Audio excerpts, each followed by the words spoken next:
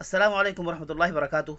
आज मैं इस वीडियो में आप लोगों को जिन्नात की ग़िज़ा क्या है, जिन्नात की रिहाइश कहाँ है और जिन्नात से बचने के और हिफाजत के तरीक़े क्या हैं, ये मैं तीनों चीज़ों की तरतीब बतलाने वाला हूँ।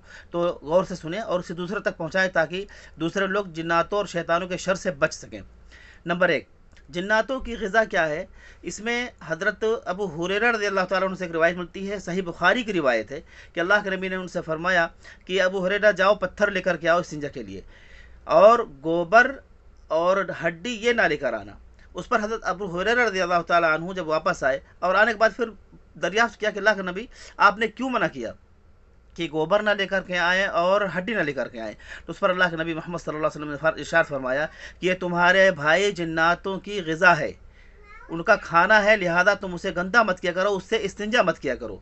तो एक चीज़ ये पता चल गई कि उनकी जो ग़िज़ा है जिन्नातों की और शैतानों की, वो हड्डी है, और उनके जो जानवर हैं उनकी ग़िज़ा जो है, जानवरों की जो गोबर होते हैं या उसकी जो लीद होती है वो उनकी ग़िज़ा है। तो इन चीज़ों से हमें बचना चाहिए, इन चीज़ों से हमें परहेज़ करना चाहिए। जिन्नातों की रिहाइश कहाँ है, वो ज़्यादा कहाँ रहते हैं, तो इसके बारे में भी जो है मुस्लिम शरीफ की एक रिवायत है, उसमें हज़रत अब्दुल्लाह इब्न मसूद रज़ियल्लाहु ताला अन्हु से रिवायत है कि अल्लाह के नबी ने फरमाया कि वो तुम्हारे साथ ही रहते हैं, हमारे साथ रहते हैं। और कहाँ कहाँ पर रहते हैं ये भी हदीस से साबित है कि ज़्यादातर वो वीरान इलाक़ों में रहते हैं, वीरान जगहों में रहते हैं, वीरान घरों में रहते हैं, और उसके अलावा हम्मामात के अंदर ज़्यादा वो रहते हैं। तो लिहाजा हम्मामात और वीरान घर, वीरान जगह, जंगलात, ऐसी जगहों पे अगर आप जाएं तो ज़रूर दुआ पढ़ लिया करें, उनके शर से पनाह मांग लिया करें।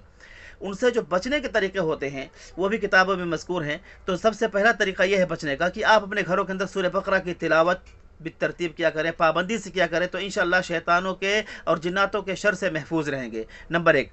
दूसरा तरीका यह है कि जब आप के घरों में खाना बन चुके और उस खाने से लोग फारिग हो जाएं तो उसकी जो हांडी होती है, हांडी को खुला ना रखें। उसको खुला रखते हैं हम लोग और फिर बाद में पछताते हैं। तो हांडी को खुला ना रखें, हांडी को झूठा ना रखें। अगर आपका उसमें और गोश्त या जो आपने सालन बनाया है, खाना बनाई उसमें है, तो उसके ऊपर ढक्कन रख करके रखें, उसको बंद करके रखें। खुला छोड़ेंगे तो फिर शैतान जिन्नात आते हैं और वो खाना लेकर के जाते हैं, क्योंकि अल्लाह का ये निज़ाम है, हम जो चीज़ बनाते खाते हैं, अगर वो चीज़ ख़त्म भी हो गई और फिर अल्लाह ताला उसी तरह उसमें बना देते हैं, पैदा कर देते हैं, और ये आते हुए लेकर के जाते। अगर वो पतीली खुली हुई है, वो जो है क़िद्र या जो जिसमें चीज़ में बनाते हैं वो चीज़ खुली हुई है, तो अगर उसको हमने ढक करके रखा है तो फिर वापस चले जाते, वो नहीं आते। या उसको धुल करके रखें, या उसको धुल करके रखें। तो ये बचने का तरीका हो गया।